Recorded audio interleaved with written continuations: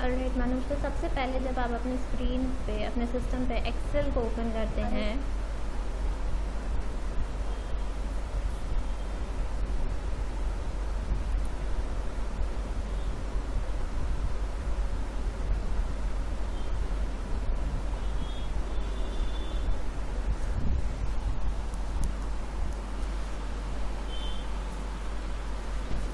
ठीक है, जब आप एक्सेल को ओपन करते हैं तो सबसे पहले आपके पास एक्सेल जब ओपन करते हैं तो कुछ इस टाइप के ऑप्शंस आते हैं, जहां आपको ये सारे ऑप्शंस मिलते हैं। यहाँ पे आपको ऑप्शंस मिलते हैं जहाँ पे हम फाइल के बारे में इंफॉर्मेशन देख सकते हैं, कौन सा फाइल ओपन है।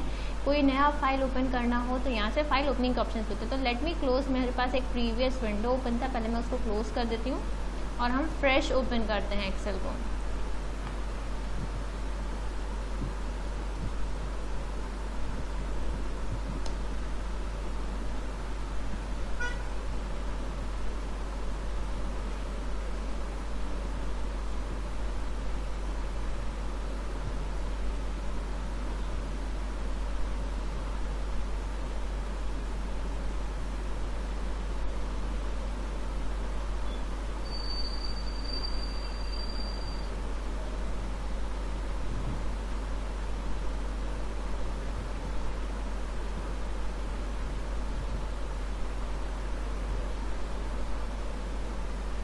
ठीक है, जब हम फर्स्ट टाइम खोलते हैं तो हमें ये विंडो आता है जो कि स्टार्टअप विंडो होता है एक्सेल का। आपको लेफ्ट हैंड साइड पे अगर कोई प्रीवियस डॉक्यूमेंट्स ओपन होंगे, करे होंगे, आपने वर्क करा होगा तो रिसेंट में वो फाइल्स दिखाता है। नीचे की तरफ आपको दिखाता है अदर वर्कबुक्स ओपन करने का ऑप्शन। तो अगर हमने कोई फाइल लास्ट वीक, कल परसों में नहीं ओपन करा होगा तो ये रिसेंट में कोई फाइल नहीं आएगा, आपको सीधे सीधे ऑप्शन देगा वर्कबुक ओपन करने के लिए। ठीक है, और राइट हैंड साइड पे आपको कुछ टेम्पलेट्स दिखते हैं। These are the default templates जो माइक्रोसॉफ्ट एक्सेल में क्रिएटेड होंगे। ऑलराइट, तो let's say I want to open one of the workbooks, तो हम यहाँ पे ओपन अदर वर्कबुक्स पे जाके ब्राउज कर सकते हैं। और हमारे सिस्टम में जहाँ कहीं पे भी एक्सेल वर्कबुक क्रिएटेड होगा हम उसे ब्राउज करके ओपन कर सकते हैं। ठीक है, तो इस तरीके से हम अपने वर्कबुक्स को ओपन कर सकते हैं। कोई भी वर्कबुक जो हम ओपन करना चाहें हम यहाँ पे उसको व्यू करके ओपन कर सकते हैं। Let's I want to open this particular workbook.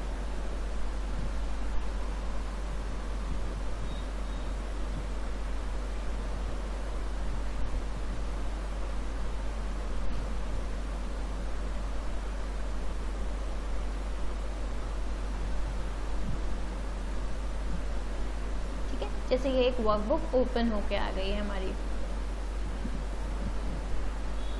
तो इस वर्कबुक में जो भी चीज़ें डेटा होगा वो सारा डेटा हमें व्यू हो जाएगा। ठीक है, तो दिस वाज दी पहला ऑप्शन कि जब भी हम एक्सेल को ओपन करेंगे तो हम वर्कबुक को कैसे ओपन करना है हमें। नेक्स्ट आगे चलते हैं और ऑप्शंस को एक्सप्लोर करते हैं।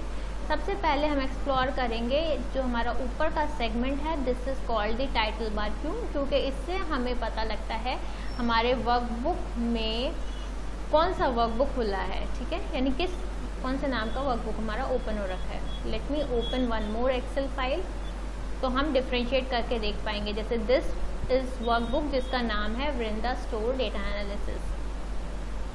ऐसे ही अगर हम कोई दूसरा वर्कबुक ओपन करेंगे तो वहाँ पे टाइटल बार में दूसरा नाम आएगा। Late me open this customers workbook. ठीक है, तो जो टॉप मोस्ट पेन होता है वो हमारा टाइटल बार कहलाता है। क्यों? क्योंकि इससे हमें अपने वर्कबुक का नेम पता लगता है, टाइटल पता लगता है। ठीक है, टाइटल बार के लेफ्ट हैंड साइड पे हमें ये 2 3 4 ऑप्शंस जो दिखते हैं इनको हम कस्टम टूल बार कहते हैं, क्विक एक्सेस टूल बार कहते हैं बेसिकली। ठीक है, क्विक एक्सेस टूल बार क्योंकि ये क्विक शॉर्टकट्स की तरह हम इस्तेमाल कर सकते हैं। यूजुअली हमें यहाँ पे सेव का, अंडू और रीडू ये 3 ऑप्शंस बाय डिफ़ॉल्ट मिलते हैं। हम इसको भी कस्टमाइज़ कर सकते हैं कि हमें कौन कौन से टूल्स यहाँ पे रखने हैं वो हम आगे देखेंगे। ठीक है, क्विक एक्सेस टूल बार हो गया, टाइटल बार हो गया। उसके अलावा हमारे पास मिनिमाइज मैक्सिमाइज करने के, फाइल को क्लोज करने के ऑप्शंस मिलते हैं राइट हैंड साइड पे टॉप मोस्ट। नेक्स्ट नीचे आते हैं तो नीचे हमें ये जो सेगमेंट मिलता है this is called menu bar, ठीक है। दिस सेगमेंट जहाँ में file, home, insert, page layout, formula, ये सब ये हमारा मेन्यू बार कहलाता है। तो बेसिकली यहाँ से हमें एक मेन्यू लिस्ट खुलती है। मेन्यू लिस्ट, इसको मेन्यू लिस्ट इसलिए कह रहे हैं क्योंकि इसके अंदर बहुत सारे टूल्स हैं हमारे पास, तो इसीलिए ये हमारे मेन्यू बार्स कहलाते हैं। मेन्यू बार के नीचे जो सेगमेंट आता है this is called custom tool bar, custom ribbon tool bar. यहाँ हमें इंडिविजुअल टूल्स मिलते हैं जिनके थ्रू हम काम करते हैं। अब इन काम का जो ग्रुपिंग है, अब आप देखोगे अगर हम होम की स्पेसिफिक बात करें तो होम टैब में हमारे पास पहला जो ग्रुप है दैट इज़ क्लिबर्ड नाम से है। इसके अंदर कुछ टूल्स हैं, तो ये जो क्लिबर्ड है इसको हम कमांड ग्रुप कहते हैं। इसके अंदर इंडिविजुअल कमांड्स या टूल्स लिस्टेड होते हैं। सेम वे में हमारा एक दूसरा ग्रुप है विच इज़ फॉन्ट के नाम से। फॉन्ट के अंदर हमारे पास कुछ डिफ़ॉल्ट टूल्स हैं जहां हम फॉन्ट रिलेटेड ऑपरेशंस परफॉर्म करते हैं। Next one is alignment group. यहाँ टेक्स्ट अलाइनमेंट रिलेटेड टूल्स मिल रहे हैं हमें। तो एक्सेल में क्या है, डिफ़ॉल्ट बाय डिफ़ॉल्ट कुछ ग्रुप्स क्रिएटेड हैं जो मेन्यूज़ के साथ लिंक हैं। हालांकि एक्सेल इनको कस्टमाइज़ करने का भी हमें ऑप्शन देता है कि हम इनको अपने अकॉर्डिंग कस्टमाइज़ कर सकते हैं।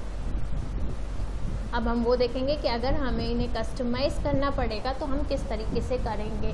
तो मेन्यू बार हो गया। मेन्यू बार के नीचे हमारा आ जाता है कस्टम रिबन या कस्टम टूल बार भी बोलते हैं इसको।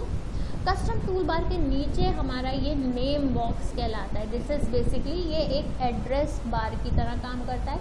ये हमें बताता है हमने कौन सा सेल सेलेक्ट करा हुआ है, ठीक है। ये एड्रेस बार है। एड्रेस बार के बराबर में हमें यहाँ फार्मूला बार मिलता है जहाँ हम फार्मूलाज लिख सकते हैं। यहाँ से हमें सेल का वैल्यू भी मिलता है और कहीं हमें कोई फंक्शन बनाना हो, फंक्शन यूज़ करना हो तो हम इस फार्मूला बार में भी वो फंक्शन लिख सकते हैं, ठीक है। और नीचे आते हैं तो हमारे पास ये वर्टिकल स्टैक्स होते हैं। वर्टिकल स्टैक्स को एक्सेल में हम कॉलम्स कहते हैं। तो हमारे पास बहुत सारे डिफरेंट कॉलम्स एग्जिस्ट करते हैं। और अगर हम हॉरिजॉन्टल स्टैक्स की बात करें तो हॉरिजॉन्टल स्टैक्स को हम रो बोलते हैं। रो और कॉलम के इंटरसेक्शन से हमें सेल मिलता है और हर एक सेल का यूनिक एड्रेस होता है। कोई भी दो सेल का एड्रेस सेम नहीं होगा। अब आप देखो, अगर मैंने ये वाला सेल सेलेक्ट किया है, इसका एड्रेस है A3। तो बेसिकली अगर हम सेल की बात करें तो cell is the intersection of column and row. और इसका जो एड्रेस है उसमें हम पहले कॉलम नंबर लिखते हैं एंड फॉलोड बाय हमारा रो नंबर, ठीक है। तो ये हमारा सेल एड्रेस हो जाता है। इसके अलावा ये जो पूरा एरिया है ये हमारा वर्क स्पेस होता है जहाँ हम काम करते हैं। जो भी काम करना होगा, जो भी फॉर्मेटिंग करनी होगी, फार्मूलाज यूज़ करेंगे, वो हम इस सेगमेंट के अंदर लिखते हैं। तो this is basically the work space. नीचे की तरफ आएंगे तो ये हमारे शीट सेक्शन होते हैं। ये हम पूरा एक वर्कबुक कहलाता है। एक वर्कबुक में मल्टीपल शीट्स हो सकते हैं, तो मल्टीपल शीट्स हम क्रिएट कर सकते हैं। तो this sheet is called sheet 1। Second sheet पे आएंगे तो इस शीट का नाम होता है डिफ़ॉल्ट नेमिंग नॉमेनक्लेचर। तो एक्सेल में यूज़ होता है वो sheet followed by number pattern होता है। Sheet 1, sheet 2, sheet 3 and so on, ठीक है। इस तरीके से ये हमारा बेसिक नॉमेनक्लेचर होता है। नीचे हमें स्क्रॉल बार मिलता है। अगर हमारा शीट साइज़ बड़ा है तो we might have to scroll to see the entire data, ठीक है। उसके नीचे हमारे पास ऑप्शंस आते हैं कि हमारे कोई मैक्रोस का रिकॉर्डिंग चल रहा है कि नहीं, ये डिफ़ॉल्ट हमें दिखता है। यहाँ से हमें लेआउट ऑप्शंस दिखते हैं कि हमारा जो है अभी करंट में जो लेआउट सेलेक्टेड है that is a normal layout. अगर हम कंप्लीट पेज लेआउट देखना चाहते हैं तो हम ये सेकंड ऑप्शन को सेलेक्ट कर सकते हैं। इसको क्लिक करने पे आपको पूरा का पूरा पेज लेआउट के फॉर्म में लोड होगा जहां हमारा हेडर और फूटर इंक्लूडेड होता है, ठीक है। फूटर तो हर एक पेज वाइज आपको दिखाएगा कि पहला पेज है जिसका हेडर है। पहले पेज में आपके पास 47 रोज आ रहे हैं, then it will end with the footer. इसके बाद next 48 row and so on आपके नेक्स्ट पेज पे आएंगे, ठीक है। तो कंप्लीट पेज लेआउट देखेंगे तो ये पेज वाइज हमारे शीट को डिवाइड करके दिखाता है। और हम अब आगे चल के हेडर एंड फूटर डिज़ाइनिंग भी देखेंगे। कई बार क्या होता है इंडस्ट्रीज़ में जब हम कोई भी रिपोर्ट या डेटा बनाते हैं तो कंपनी का रिक्वायरमेंट होता है कि ऊपर हम हेडर और फूटर इन्फॉर्मेशन भी साथ के साथ दें, तो वो हमें देखना होता है, तो वो पेज लेआउट से देख सकते हैं। ठीक है, अगर हम नॉर्मल लेआउट पे आ जाते हैं, अगर हमें पेज के ब्रेक पॉइंट्स देखने हों तो वो हम इस तरीके से देख सकते हैं। ठीक है, तो ये आपके पेज के ब्रेक रिव्यूज़ दिखा देगा। वापस से आते हैं, मोस्टली हम काम नॉर्मल व्यू में ही करेंगे। अगर हमें हेडर एंड फूटर रिक्वायर्ड होगा तब हम इस पेज लेआउट पे जा सकते हैं। उसके अलावा हमारे पास यहाँ पे राइट हैंड साइड पे कॉर्नर में जूम इन जूम आउट के ऑप्शंस होते हैं कि हमें अपना जो भी एलिमेंट्स हैं उनको कितना शीट को जूम इन करना है या कितना जूम आउट करना है। ठीक है, तो ये हमारा बेसिक इंटरफेस की चीज़ें हैं। अब हम आगे बढ़ते हैं। अगर आपने यहाँ पे माइक्रोसॉफ्ट आईडी से लॉगिन करा होगा तो यहाँ पे आपको साइन इन की जगह पे जो अकाउंट से लॉगिन करते हैं वो अकाउंट के डिटेल्स आते हैं। ठीक है, अब सबसे पहले हम एक्सप्लोर करेंगे फाइल मेन्यू को कि फाइल मेन्यू में क्या क्या टूल्स और ऑप्शंस हमारे पास अवेलेबल हैं। फाइल मेन्यू में सबसे पहले हमारे पास जो टैब आता है दैट इज़ इन्फो टैब। तो इसमें हमारे शीट का कंप्लीट इन्फॉर्मेशन आता है। अगर हमें अपने वर्कबुक को प्रोटेक्ट करना है so that we want to control कि कौन कौन लोग इसमें कितने चेंजेस कर सकते हैं, तो हम यहाँ प्रोटेक्ट वर्कबुक का यूज़ कर सकते हैं। प्रोटेक्ट वर्कबुक में आप देखोगे आपके पास बहुत सारे ऑप्शंस आते हैं। हम इसको एज अ फाइनल कॉपी बना सकते हैं, यानी बाकी सारे लोग इसको सिर्फ रीड मोड में खोल पाएंगे, इसको एडिट मोड में ओपन नहीं कर पाएंगे। हमारे पास पासवर्ड एन्क्रिप्शन का ऑप्शन आता है जहां हम इसको पासवर्ड से एन्क्रिप्ट कर देंगे, तो जिन लोगों के पास पासवर्ड होगा करेक्ट पासवर्ड डालेंगे वही लोग एडिट कर पाएंगे, वर्कबुक को ओपन कर पाएंगे। कई बार आपने देखा होगा जैसे हमें स्पेसिफिकली जैसे बैंक से अगर हम स्टेटमेंट्स वगैरह डाउनलोड करते हैं तो वो पासवर्ड एन्क्रिप्टेड होते हैं, यानी जब तक हम उसमें वो जो डिज़ायर्ड पासवर्ड है वो नहीं डालेंगे हमारा वो PDF फाइल, वो ट्रांजैक्शन फाइल ओपन नहीं होती। सेम वे में हम अपने एक्सेल वर्कबुक को भी एनक्रिप्ट कर सकते हैं, पासवर्ड के साथ प्रोटेक्ट कर सकते हैं। तो इफ़ आई वांट कि इस मेरे जो डेटा है ये सेंसिटिव डेटा है, ये डिज़ायर्ड लोगों के अलावा किसी और के पास गया तो फिर कंपनी को लॉस हो सकता है। तो हम क्या कर सकते हैं, इस एक्सेल फाइल को शेयर करने से पहले इसको पासवर्ड से एनक्रिप्ट कर सकते हैं। एंड जो भी डिज़ायर्ड लोग हैं पासवर्ड सिर्फ उन्हीं लोगों को पता होना चाहिए, तो बाकी लोग इस फाइल को ओपन भी नहीं कर पाएंगे। ठीक है, नेक्स्ट हमारा है protect current worksheet. Sheet protection का मतलब ये होता है कि हम बेसिकली शीट के स्ट्रक्चर को लॉक कर देंगे सो दैट बाकी लोग जो हैं उसमें एडिट्स, फॉर्मेटिंग चेंजेस, स्ट्रक्चर में चेंजेस, कुछ नया डेटा ऐड कर पाएँ या ना कर पाएँ, ये सारी चीज़ें हम कंट्रोल करते हैं। नेक्स्ट हमारा है जैसे ही रहता है क्या चीज़ मनोज, प्रोटेक्ट करंट शीट मतलब पासवर्ड से नहीं होता, ये बिना पासवर्ड के थ्रू ही होगा। बट द थिंग इज जैसे रीड ओनली मोड पे हमने सबको अलाउ किया, हम देखेंगे इसको भी जब हम शीट प्रोटेक्शन या वर्कबुक प्रोटेक्शन करेंगे ना, तब हम ये चीज़ें एक्सप्लोर करेंगे कि जब हम शीट प्रोटेक्ट करते हैं तो अनप्रोटेक्टेड शीट और प्रोटेक्टेड शीट में क्या फ़र्क होता है। ये भी पासवर्ड के थ्रू ही होगा आपका, विदाउट पासवर्ड नहीं होगा। तो जिनके पास पासवर्ड होगा तो अगर मैं एडिट करने की कोशिश करूँगी वर्कबुक में या शीट में तो वो पॉपअप आ जाएगा कि आपको पासवर्ड डालना होगा और पासवर्ड का प्रॉम्प्ट आ जाएगा। अगर मैं सही पासवर्ड डालूँगी तो शीट अनलॉक हो जाएगी और मैं काम कर पाऊँगी, अदरवाइज़ मैं सिर्फ देख पाऊँगी डेटा को, मैं उसमें चेंजेस नहीं कर पाऊँगी। ठीक है,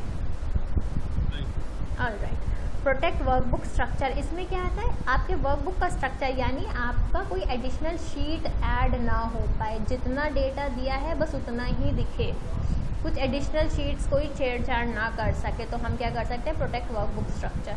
तो एनक्रिप्शन विद अ पासवर्ड और प्रोटेक्ट वर्कबुक स्ट्रक्चर दो अलग अलग चीज़ें हैं। एनक्रिप्ट जब हम करेंगे तो फाइल ओपन ही नहीं होगी जब तक पासवर्ड नहीं डालेंगे, और प्रोटेक्ट वर्कबुक स्ट्रक्चर में क्या है, फाइल ओपन हो जाएगी, लेकिन अगर हमने ये प्रोटेक्शन लगाया हुआ है तो कोई हमारी शीट, हमारे वर्कबुक में एडिशनल शीट्स नहीं डाल पाएगा। ठीक है, अब क्या होता है कंपनियों में अक्सर करके हम देखते हैं कि डिफरेंट रोल्स के बेसिस पे एक्सेस दिए जाते हैं। कुछ लोगों को रीड का एक्सेस दिया होगा, किसी को एडिट करने का परमिशन भी होगा, तो वो हम यहाँ रेस्ट्रिक्ट एक्सेस से मैनेज करते हैं। तो रेस्ट्रिक्ट एक्सेस से मैनेज करने के लिए हमें बेसिकली जो हमारा राइट्स मैनेजमेंट सर्वर्स होते हैं माइक्रोसॉफ्ट के, उसके साथ कनेक्ट करना पड़ता है और हमें वहाँ पे लोगों जो भी यूज़र्स हैं वो ऐड करने पड़ते हैं और उनके रोल्स डिफाइन करने पड़ते हैं। ठीक है, तो उस हिसाब से क्या होता है, जिसको हम एडिट का परमिशन देंगे जिस यूज़र को, वही यूज़र फाइल में एडिट कर पाएगा। जिसको सिर्फ व्यू का परमिशन होगा वो सिर्फ डेटा को रीड कर सकते हैं। ठीक है, ऑलराइट। अगर हम चाहते हैं कि हम अपना डिजिटल सिग्नेचर भी ऐड कर पाएँ, जैसे आपने देखा होगा कई बार पीडीएफ्स वगैरह में हमारे पास एक बैकग्राउंड में वाटरमार्क आता है, तो हम उसी टाइप से अपना डिजिटल सिग्नेचर भी ऐड कर सकते हैं। तो ये प्रोटेक्ट वर्कबुक में हमें ऑप्शंस मिलते हैं। सेकेंड ऑप्शन जो हमारे पास होता है वो होता है इंस्पेक्ट वर्कबुक। इंस्पेक्ट वर्कबुक का पॉइंट ये होता है कि हम बेसिकली अपने वर्कबुक को एक बार रीचेक कर ले, रिव्यू कर ले कि कहीं कोई इश्यूज़ तो नहीं आ रहे, जैसे कि आपका प्रिंटर पाथ सही है कि नहीं, आपके डॉक्यूमेंट के सारे प्रॉपर्टीज़ या जो भी हिडन पर्सनल इन्फॉर्मेशन है वो आपने सही से हाइड कर रखे हैं कि नहीं, एंड एक्सेसिबिलिटी चेक करना कि whether this is readable to everybody और नॉट, तो वो हम इंस्पेक्ट वर्कबुक के थ्रू करते हैं। Next one is manage workbook. Manage workbook में क्या होता है, जब हम वर्कबुक में कोई भी काम करते हैं उसको सेव करते हैं, तो जब हम मल्टीपल लोग सेम शीट पे काम कर रहे होते हैं तो हमारे चेक इन चेकआउट्स का लॉग बनता है। बेसिकली डिफरेंट वर्जन्स क्रिएट हो जाते हैं कि कौन सा वर्जन लास्ट था। तो कई बार क्या होता है, अगर हमारा कोई अनसेव्ड वर्जन रह जाता है तो हम उसको रिकवर भी कर सकते हैं, या प्रीवियस वर्जन, जैसे आज मैं कुछ काम कर रही हूँ, मैंने कुछ एडिट करके सेव कर दिया फाइल, बट मैंने नोटिस किया कि शायद मुझसे गलती हो गई है, तो मैनेज वर्कबुक में क्या होता है, डिफरेंट वर्जन्स बन जाते हैं, ताकि अगर इफ़ आई वांट कि मुझे कल नहीं परसों वाले शीट का वर्जन फाइनल रखना था, कल वाला हटाने हैं चेंजेस, तो वो हम वर्कबुक के वर्जन्स में जाके रोल बैक कर सकते हैं। ठीक है, ये तभी होता है जब आपने लॉगिन कर रखा होगा, आपका अकाउंट लॉगिन होगा, तब ये चीज़ काम करेगी, क्योंकि ये क्लाउड पे सेव करते हैं डेटा को। ठीक है, नेक्स्ट हम देखेंगे browser view option. Browser view option में हम ये देख सकते हैं कि हमें जो हमारा वर्कबुक है वो वेब पे कैसा दिखता है। राइट हैंड साइड पे हमारे पास प्रॉपर्टीज़ आते हैं, हमारा जो फाइल है उससे रिलेटेड सारे प्रॉपर्टीज़ हमें यहाँ दिखते हैं कि हमारे फाइल में अगर हमने टाइटल सेव कर रखा है तो क्या टाइटल है, किसने लास्ट मॉडिफाई किया है, क्रिएट कब हुआ है, एंड अगर इसका कोई प्रिंट निकाला गया है तो लास्ट प्रिंटेड डेट्स क्या हैं। उसके अलावा जब हम यूज़र्स लॉगिन करते हैं और फिर काम करते हैं तो आपके यहाँ पे सारे डिटेल्स आएंगे। लास्ट मॉडिफाइड में यूज़र का नाम आएगा, किस बंदे ने लास्ट काम करा हुआ है। यहाँ पे हम लोगों के नाम भी डाल सकते हैं कि ऑथर कौन है और मैनेजर कौन है, ये सारा इन्फॉर्मेशन भी हम प्रॉपर्टीज़ में डाल सकते हैं, सो दैट कोई भी फाइल में आएगा, प्रॉपर्टीज़ में आएगा तो they can check and review कि लास्ट मॉडिफिकेशन जो है वो कब हुए हैं, किसने करे हैं। ऑलराइट, तो ये हमारा पहला टैब था which was info tab. Info के नीचे हमारे पास एक न्यू का ऑप्शन आता है। तो न्यू इज़ बेसिकली जब हमें कोई भी नया वर्कबुक ओपन करना होता है, ब्लैंक नोट वर्कबुक ओपन करने का काम करना होता है, तो हम वो न्यू के थ्रू करते हैं। न्यू करते ही एक ब्लैंक वर्कबुक ओपन हो जाता है, ब्लैंक टेम्पलेट वाला। नेक्स्ट ऑप्शन है ओपन। अगर हमारे पास कोई प्रीवियस वर्कबुक है जिसको हम ओपन करना चाहते हैं तो हम ओपन ऑप्शन का इस्तेमाल करते हैं। ओपन क्लिक करने पे सेम विंडो आएगी, हम ब्राउज़ करेंगे and we can select, browse करके हम कोई भी फाइल सेलेक्ट कर सकते हैं, we will click on open. तो क्या होगा, हमारा वर्कबुक ओपन हो जाता है। नेक्स्ट सेव का ऑप्शन है। सेव का काम होता है जब हम अपने शीट में हमने कोई चेंजेस करें and I want to save it up, तो हम यहाँ सेव कर सकते हैं। जो डिफ़ॉल्ट सेव का ऑप्शन है, जो भी फाइल का टाइप होगा उसी टाइप में सेव कर देगा। जैसे वर्कबुक ओपन कर रखा है मैंने, तो माइक्रोसॉफ्ट वर्कबुक के फॉर्मेट में ओपन कर देगा। अभी हम देखेंगे वर्कबुक के डिफरेंट टाइप्स भी होते हैं, तो वो टाइप्स क्या हैं। सेव एज के थ्रू हम क्या करते हैं, हम डिफ़ॉल्ट लोकेशन, डिफ़ॉल्ट टाइप के अलावा हम नाम चेंज कर सकते हैं फाइल का, हम फाइल का लोकेशन भी चेंज कर सकते हैं, और हम किस फॉर्मेट में फ़ाइल को सेव करना चाहते हैं वो भी सेव कर सकते हैं। जैसे यहाँ पे बहुत सारे फॉर्मेट्स आपको देखने को मिलेगा। एक है डिफ़ॉल्ट जो ज़्यादातर इस्तेमाल में होता है, वो है Excel workbook. There are other formats as well, जैसे मैक्रो इनेबल्ड वर्कबुक होता है, बाइनरी वर्कबुक होता है, आपके पास CSV फॉर्मेट है जो एक्सेल सपोर्ट करता है। तो डिफरेंट फॉर्मेट्स के वर्कबुक्स हमारे पास अवेलेबल होते हैं। तो अगर हम एक फॉर्मेट से दूसरे फॉर्मेट में चेंज करना चाहते हैं तो वो हम सेव एज के थ्रू करते हैं, ठीक है। 80% ऑफ द टाइम्स हम डिफ़ॉल्ट एक्सेल वर्कबुक या CSV में ही हमारा काम हो जाता है, तो हम बाकी वर्कबुक टाइप्स पे जाते नहीं हैं। बट एक्सेल आपको वो ऑप्शन देता है कि अगर आप किसी डिफरेंट फॉर्मेट में सेव करना चाहते हैं तो आप वो भी कर सकते हैं, ठीक है। उसके लिए हम फाइल में सेव एज ऑप्शन पे जाते हैं। प्रिंट देने के लिए हमारे पास फाइल में प्रिंट का भी ऑप्शन होता है, या फिर हमारे पास शॉर्टकट कंट्रोल शॉर्टकट भी होता है। सेव करने के लिए आप फाइल में जाके सेव क्लिक कर सकते हैं, या फिर आप Ctrl+S कीबोर्ड में Ctrl+S प्रेस करते हैं तो भी वो आपका सेव कर देता है। शेयर करने के भी हमारे पास ऑप्शंस यहाँ पे देते हैं। एक तो नॉर्मल होता है कि हमने फाइल पे काम किया, हमने अपना मेल खोला और मेल पे अटैच करके शेयर कर दिया।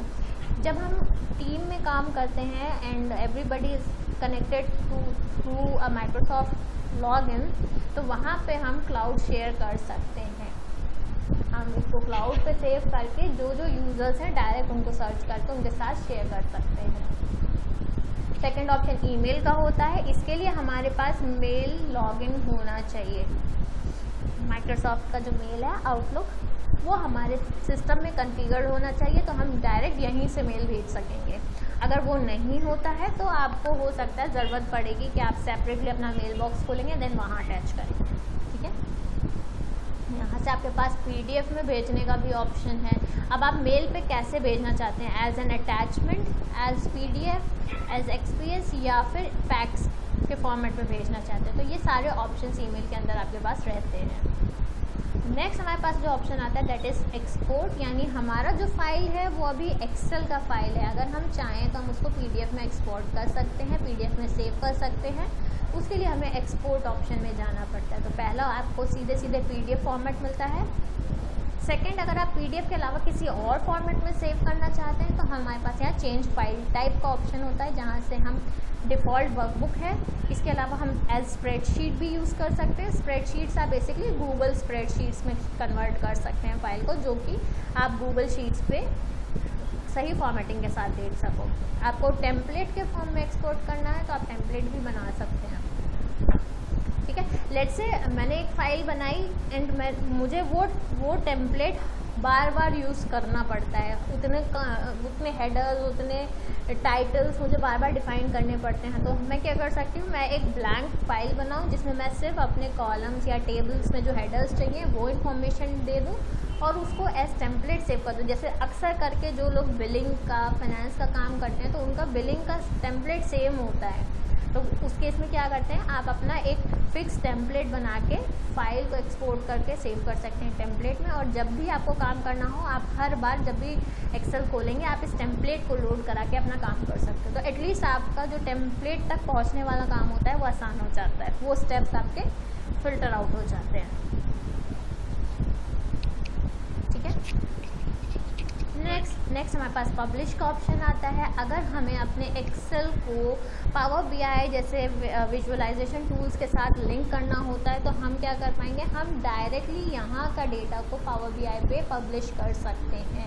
उसके लिए हमारे पास माइक्रोसॉफ्ट का लाइसेंस का रिक्वायरमेंट होता है, आपके पास लाइसेंस होना चाहिए।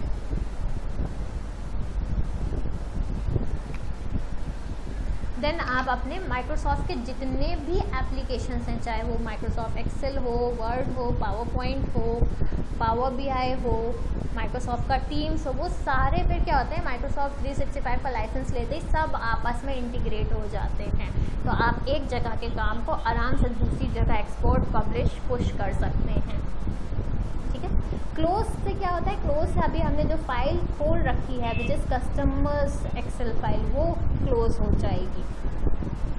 उसके बाद हमारे पास ऑप्शन आता है अकाउंट का। तो बेसिकली अकाउंट में हमें लॉगिन डिटेल्स मिलते हैं माइक्रोसॉफ्ट को, किस अकाउंट से लॉगिन हो रखा है। राइट नाउ मैंने किसी अकाउंट से लॉगिन नहीं करा हुआ है, तो यहाँ it is giving me a prompt to sign in. मैं अपने अकाउंट से जब लॉग इन करूँगी तो व्हाट विल हैपन इज़ जो भी अकाउंट होगा वो सिंक्रोनाइज हो जाएगा। और एक माइक्रोसॉफ्ट के एक एप्लीकेशन में लॉगिन करते ही सारे के सारे एप्लीकेशंस ऑटोमेटिकली आपके सेम अकाउंट से लॉगिन हो जाते हैं। ठीक है, तो अकाउंट्स में बेसिकली हमें Microsoft license, user, account details मिलते हैं। अब आपके जो भी आपका प्रोडक्ट एक्टिवेशन की आप डालोगे वो यहाँ से डलती है। कभी क्योंकि ये होता है ना, 1 साल के बाद आपका की एक्सपायर हो जाता है, आपको लाइसेंस दोबारा से लेना पड़ता है। तो लाइसेंस जब आप रिन्यू कराते हो तो आपको यहाँ पे जाके प्रोडक्ट की चेंज करना पड़ता है। लास्ट फाइल मेन्यू में हमारे पास आता है ऑप्शंस। हमारे मेजर जो कॉन्फ़िगरेशन सेटिंग्स हैं वो ऑप्शन से कंट्रोल होते हैं।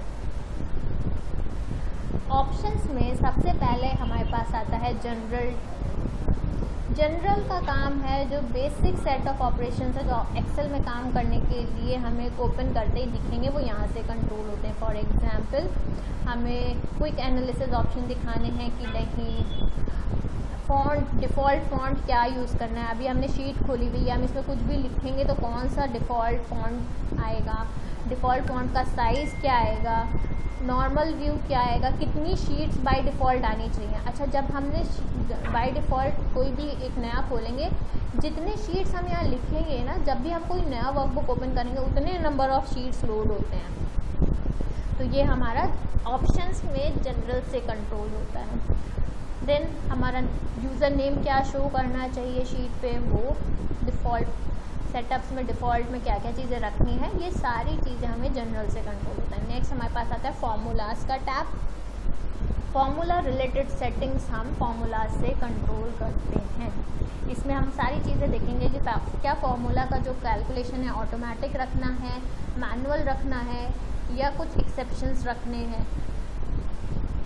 फिर फार्मूला ऑटो कंप्लीट ऑन रखना है कि नहीं। इसका काम ये होता है, जैसे ही हम फार्मूला टाइप करना स्टार्ट करेंगे एक्सेल खुद सजेस्ट कर देगा कि आप कौन सा फार्मूला ढूंढ रहे हैं एंड उसका स्ट्रक्चर भी दिखा देगा। तो ये सारे जो फार्मूलाज रिलेटेड चीज़ें हैं वो हमें फार्मूलाज के अंदर मिल जाएगी। हमें टेबल नेम्स यूज़ करने का फीचर ऑन रखना है या ऑफ करना है। हमने टेबल्स जब बनाएंगे तब हम टेबल्स को देखेंगे, हम डिफरेंट टेबल्स को नाम कैसे दे सकते हैं। जैसे कल आपकी एक शीट में टेबल का नाम डिफाइन था, तो हम आगे क्लास में वो भी देखेंगे कि हम इस टेबल को नाम कैसे देंगे, और हम उस टेबल को अगर कहीं कॉल करना हो तो टेबल का पूरा रेंज देना पड़ेगा या नाम के थ्रू भी दे सकते हैं। तो वो बेसिकली सेटिंग यहाँ से कंट्रोल होती है। अगर ये सेटिंग अनचेक होगी तो फिर टेबल के लिए हमें हर बार रेंज देनी पड़ेगी, वरना हम शॉर्टकट क्या है, हम यहाँ से इसको इनेबल रहने देते हैं और नेक्स्ट टाइम कभी टेबल का डेटा एक्सेस करना है तो हम सिंपली टेबल के नाम के थ्रू कर लेंगे। ठीक है। नेक्स्ट एरर चेकिंग के पैरामीटर्स, ये डिफ़ॉल्ट्स हैं, ये सारी डिफ़ॉल्ट सेटिंग्स हैं जो बेसिकली आपको एक्सेल में मिलती हैं। तो कभी कुछ डिफरेंट करना हो तो हम यहाँ पे सेटिंग्स को देख सकते हैं।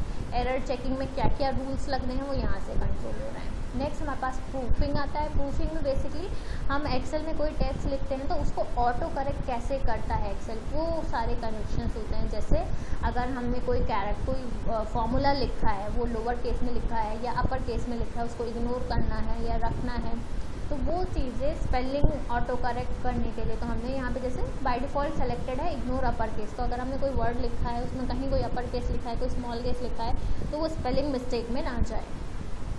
ठीक है, तो ये प्रूफिंग रिलेटेड सेटिंग्स हमें सारे यहाँ पे मिलते हैं। नेक्स्ट है सेव ऑप्शंस।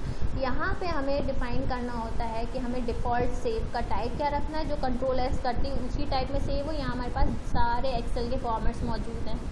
वर्कबुक जो कि डिफ़ॉल्ट 80% to 90% हम एक्सेल वर्कबुक में ही काम करते हैं, हमें स्पेशल फॉर्मेट में मूव करने का रिक्वायरमेंट नहीं पड़ता। बट ज़रूरत होगी तो हमारे पास इतने ढेर सारे फॉर्मेट्स मौजूद हैं जो एक्सेल में सपोर्ट होते हैं। ठीक है। CSV फॉर्मेट बहुत ज़्यादा कॉमनली यूज़ होता है। उसके अलावा आपका एक XML डेटा है, अब वो भी इस्तेमाल होने लगा है। ठीक है, तो हम किस फॉर्मेट में डिफ़ॉल्ट सेव करना चाहते हैं ये हमारा सेव ऑप्शन से मिलता है। तो यहाँ हमने सेलेक्ट करा हुआ है कि एक्सेल वर्कबुक जो है this is going to be the default format. Next है आपका सेव रिलेटेड सेटिंग्स, कि हमें जो सेव का ऑटो रिकवरी है वो कितने टाइम बाद करना है। तो जैसे यहाँ पे 10 मिनट सेव है, अगर आपका रिक्वायरमेंट जल्दी का है तो आप इसको टाइम को 5 मिनट्स 2 मिनट्स भी चेंज कर सकते हैं। बाय डिफ़ॉल्ट 10 मिनट्स बाद ऑटो रिकवरी होती है, ऑटो रिकवर करता है।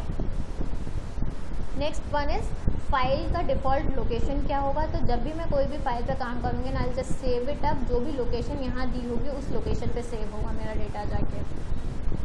If I want to change this location, वो हमें यहाँ पे जाके डिफ़ॉल्ट पाथ चेंज करना पड़ेगा। नेक्स्ट एक इम्पॉर्टेंट चीज़ ये है कि आपका जो सर्वर ड्राफ्ट्स है वो कहाँ सेव होंगे, तो आपको उसका पाथ भी दिया हुआ है।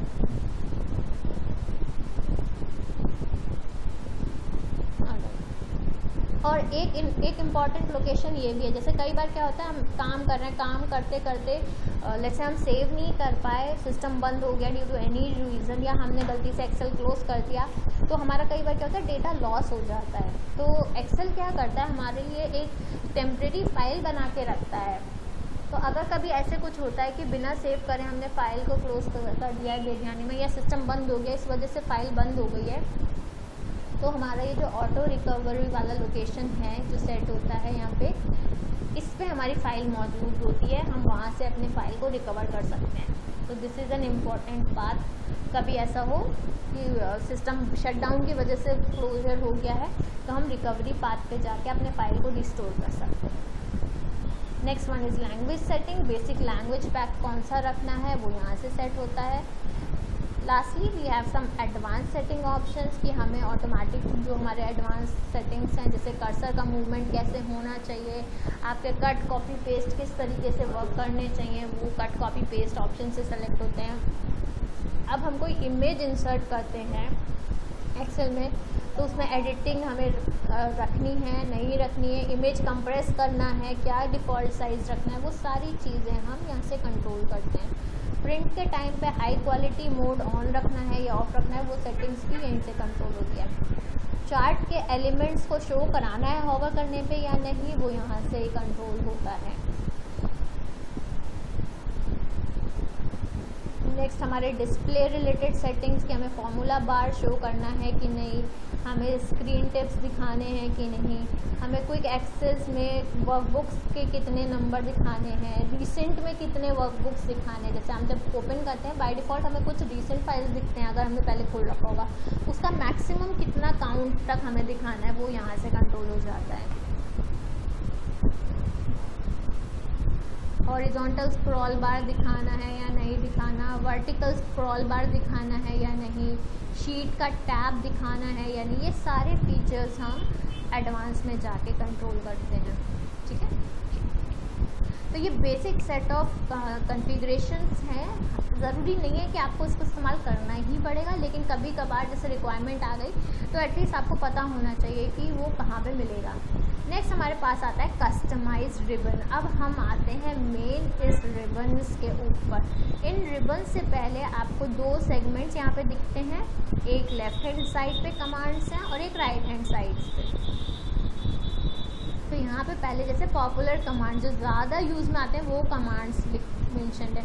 अगर हम यहाँ ड्रॉप डाउन से चेंज करते हैं ऑल कमांड्स पे, तो बेसिकली एक्सेल में टोटल जितने कमांड सपोर्ट होते हैं वो सारे की शीट आ जाती है।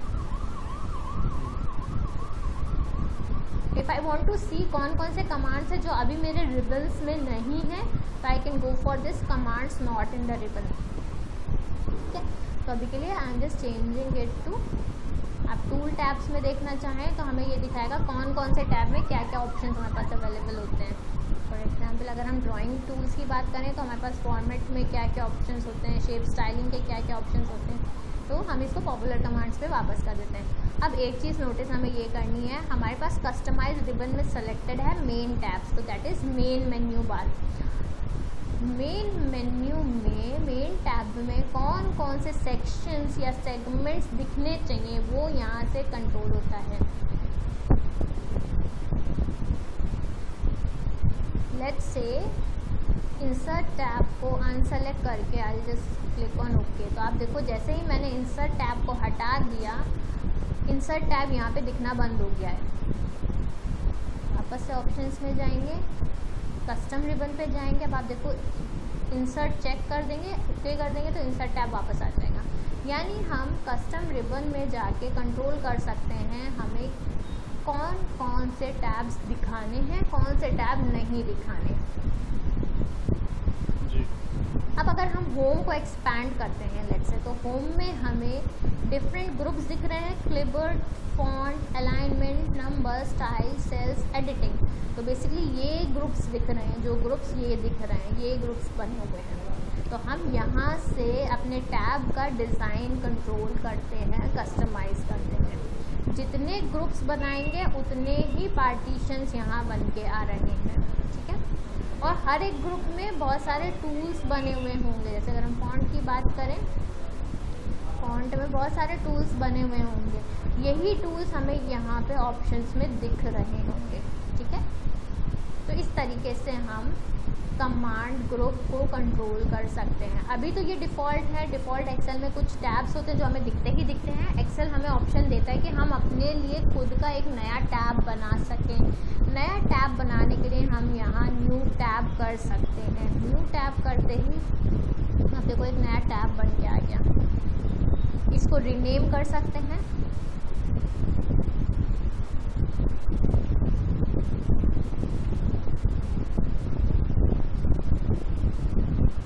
और इस टैब के अंदर हम नए ग्रुप्स भी क्रिएट कर सकते हैं, ठीक है। तो अब नया टैब जो बनाना है उसमें क्या रखना है क्या नहीं रखना, उसका डिज़ाइनिंग भी हम देखेंगे।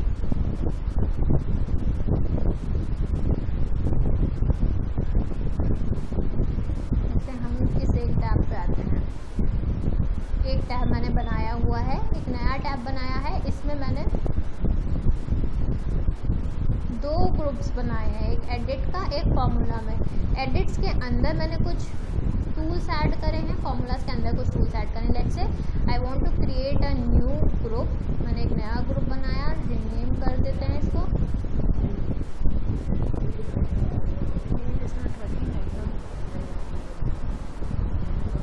लेट्स से इसमें मैं पहले कुछ एलिमेंट्स ऐड करती हूँ। तो मैंने इस ग्रुप को यहाँ सेलेक्ट करा है।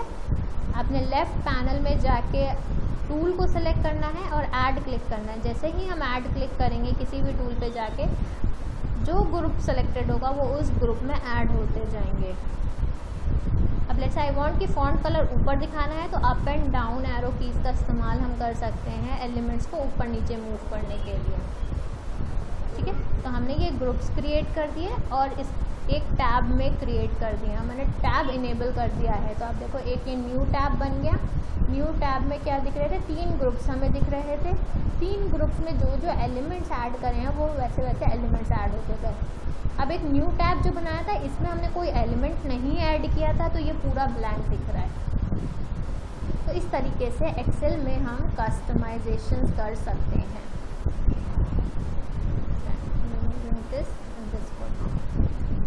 ठीक है, तो हम क्या कर सकते हैं, अपने जो कस्टम रिबन है उसको कस्टमाइज करके क्रिएट कर सकते हैं।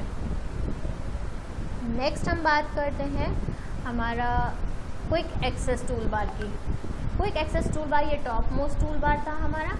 हमने कहा था बाय डिफ़ॉल्ट यहाँ कुछ टूल्स दिखाई दे रहे हैं। तो कौन से टूल्स दिखाई दे रहे होंगे, जो राइट हैंड साइड पे सेलेक्टेड होंगे। अब अगर मुझे यहाँ पे कोई डिफरेंट टूल लाना है, जैसे फ़िल्टर्स का ऐड करना है, तो मैं फ़िल्टर सेलेक्ट करती हूँ, I just click on add. तो आप देखो ये फ़िल्टर ऐड हो गया। मैं चाहती हूँ कि ये फ़ॉन्ट से पहले आए, तो अप एंड डाउन एरो की का इस्तेमाल करेंगे, ओके करेंगे। तब आप देखो हमें यहाँ पे 5 बटन्स, 5 टूल्स दिख रहे हैं। Now let's say I want to remove font from here. Font को सेलेक्ट करेंगे, रिमूव क्लिक करेंगे, ओके कर देंगे। तो आप देखो फॉन्ट वाला टूल रिमूव हो गया। Let's say I want to remove this filter tool as well. बस क्विक एक्सेस टूल बार पे जाएंगे, ऐड और रिमूव फिल्टर पे जाएंगे, will click on remove option, will click on okay. तो अब आप देखो आपको डिफ़ॉल्ट सिर्फ 3 टूल्स दिखेंगे क्विक एक्सेस टूल बार में। ये सारे कस्टमाइजेशंस हम ऑप्शंस में जाके कर सकते हैं। अगर हमें कुछ एडिशनल एलिमेंट्स ऐड करने हो, जैसे कई बार क्या होता है हमें पावर मैप्स को इंटीग्रेट करना पड़ता है, तो उसके लिए हमें क्या करना होगा, हमें एक्सेल प्लगइन्स में से पावर मैप को इनेबल करना पड़ेगा। ऐसे ही एनालिसिस के लिए अपना एक सेपरेट टूल पैक्स है जहाँ कुछ एडिशनल टूल्स मिलते हैं, तो वो सारी चीज़ें हम यहाँ मैनेज में जाके करते हैं। अगर आपको एक्सेल रिलेटेड एड-इन्स ऐड करने होते हैं तो हम यहाँ से जाएंगे, हमें दिखाई देंगे कि कौन कौन से एडिशनल थर्ड पार्टी इंटीग्रेशंस हमें मिल रहे हैं, जो हमें रिक्वायर्ड है हम उसको सेलेक्ट करके ओके कर सकते हैं। तो इस तरीके से हम एडिशनल एक्सटेंशंस पैक को लोड कर सकते हैं।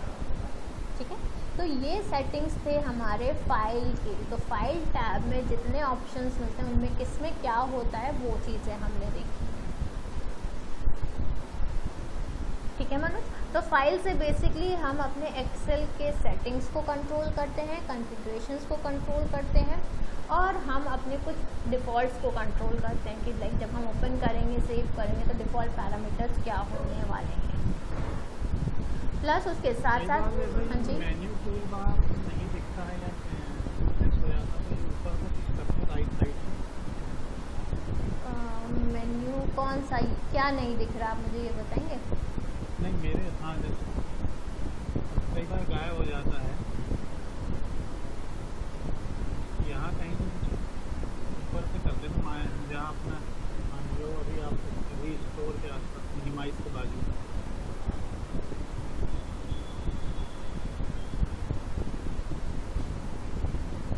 ठीक है, मैं देखूँगा कोई दिक्कत आएगी तो। अब देखिए यहाँ पे आ रहा है ना कोई कैसे चूड़ा गया।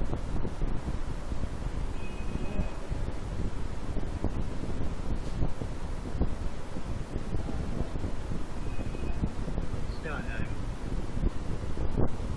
ये आया ना ये ऑप्शन, हाँ ये आया, इसमें जी। Show tabs and commands. Right. अगर जैसे ये हम यहाँ से मिनिमाइज कर देते हैं तो बेसिकली हम क्या कर रहे हैं, हम कोलैप्स कर देते हैं। Collapse is control F1।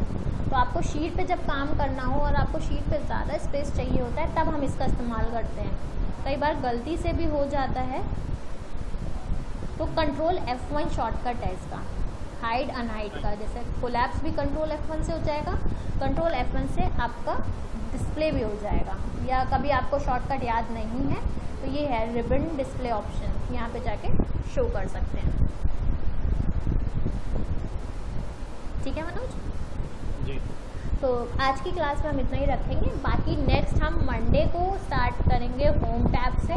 तो होम टैब में बेसिक एडिटिंग ऑल्ट्रेशन देखेंगे, वैलिडेशन देखेंगे, and then we will talk about conditional formatting.